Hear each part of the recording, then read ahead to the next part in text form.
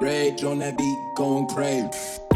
What's up y'all, and welcome to the S2.5 channel. Hope everyone is having a good week and y'all are staying safe. If this is your first time on the channel, welcome. If it isn't, it's another warm welcome to you. So we're doing another Disney video. Okay then. Personally, I'm no hater of Disney as a company at all. In fact, I think they have a good lineup of animated shows which I do love and have enjoyed in the past. But when it comes to their recent animated feature films, I've not really enjoyed it as much. Now, more recently, we've been graced with the debacle that is Wish, and people have weighed in on what seems to be the problem with this company's animated movies, and that's exactly what I want to do, but approach it a bit differently. Now, whether it is called Adorkable or be it Quirky, the bigger dilemma is that this company is becoming formulaic, and it's their biggest problem. When I say formulaic, I mean sticking to a peculiar set of principles that govern how objects or themes work in a movie. In this case, it might be the characters or story. Now, I'm not saying being formulaic is wrong, but Wish really highlights how sticking to a certain set of principles when it comes to your characters could become an issue, mainly when it's not well executed. You see, a lot of animation companies are known for being formulaic, or let me say being astute when it comes to certain things within their movies or shows. Now, if you're a lover of anime, you'll be super conversant with Studio Mappa, who approaches animation with a unique blend of realism and also attention to details, or maybe you're conversant with Studio Ghibli, who loves to play with colors and saturations to give you that sense of wonder when it comes to the animated movies. And similarly, you also have DreamWorks, who approach this a bit differently. Their own sense of formula comes in when it comes to their unique story structure. There is character flaws, then conflicts are being introduced into the story, then have the character growing from those flaws to then overcome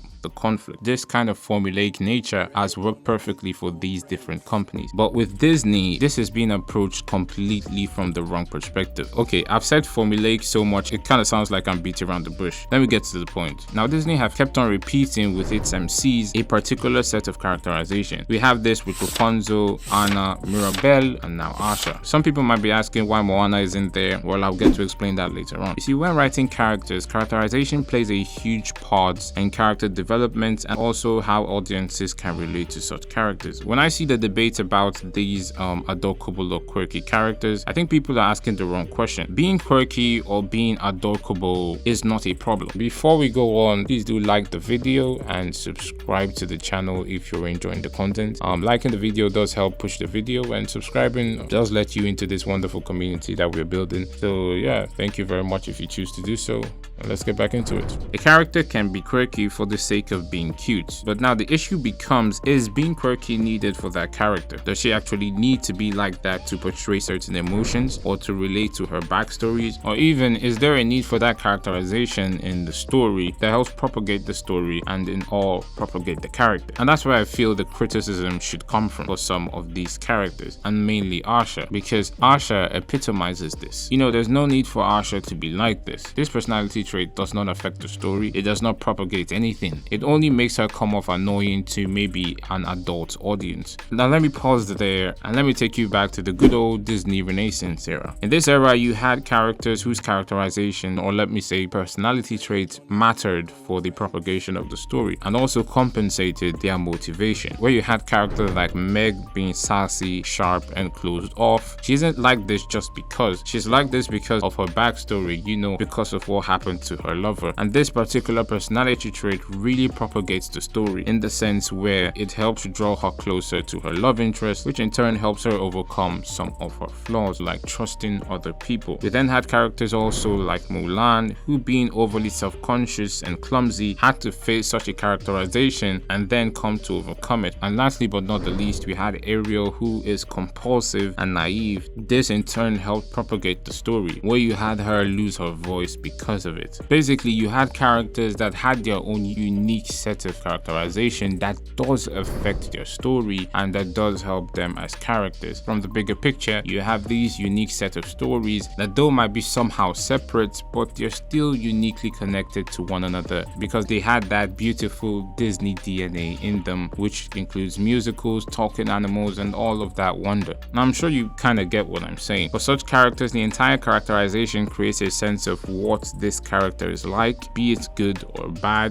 how she interacts with her environment with such traits, and how she overcomes or sometimes accepts her flaws. You see, I think Rapunzel changes this altogether. Rapunzel's quirkiness translated to her being cute or adorkable. This could be attributed to her being closed off from society for so long, so here you have a story basing off a trait from the character's environment. But where there is sort of an anomaly with Rapunzel when compared to other princesses is that these personality traits isn't taken as flaws in the movie, but is used to the character's advantage. She entered into a bar full of, overly intimidating people, and she ended up singing with them about dreams. This is a well done quirky character for me who has a need to be like this, and this characterization does help propagate her story. But then the beginning of this problem comes in with Frozen. Disney thought this should be a blueprint for their main princesses, and I think Frozen really cemented that fact with Anna being kind of relatable to a younger kid audience.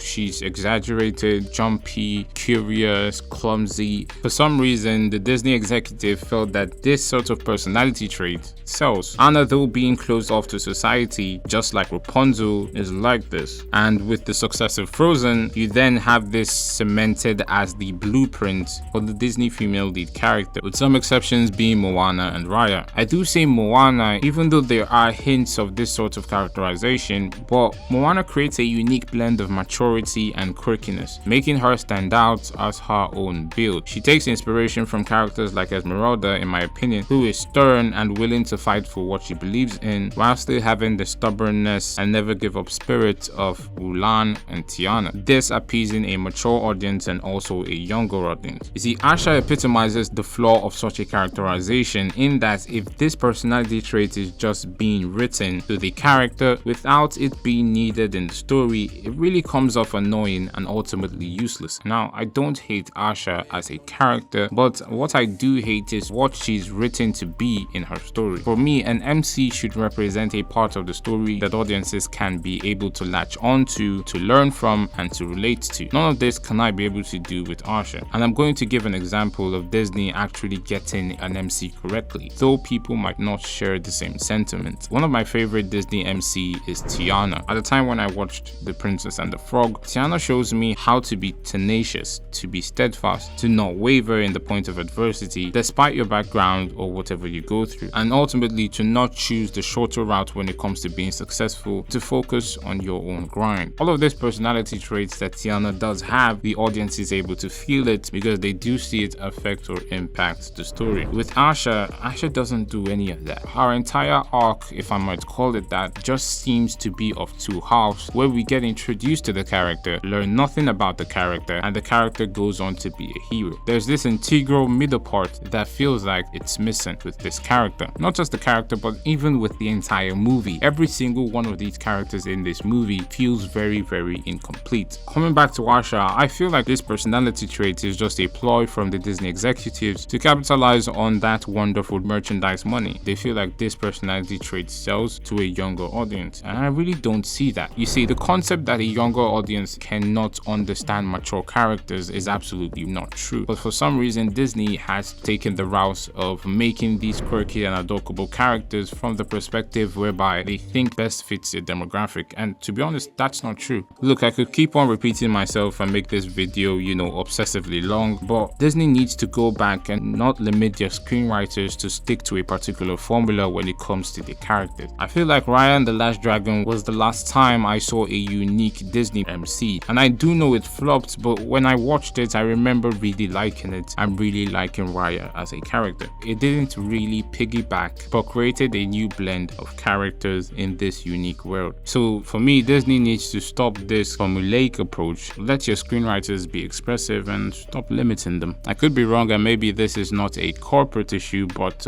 yeah. So that's the end of the video. I had to make another Disney video because a lot of YouTubers have been talking about this issue, and I thought I could bring my own opinion to the table if anyone cares for it. Now, if you agree with me, if you don't, or you just want to weigh in on what I spoke about, then you can comment in the comment section below and be expressive. Okay, hope you guys liked the video and have subscribed. But loves you, and I love you too. Bye bye.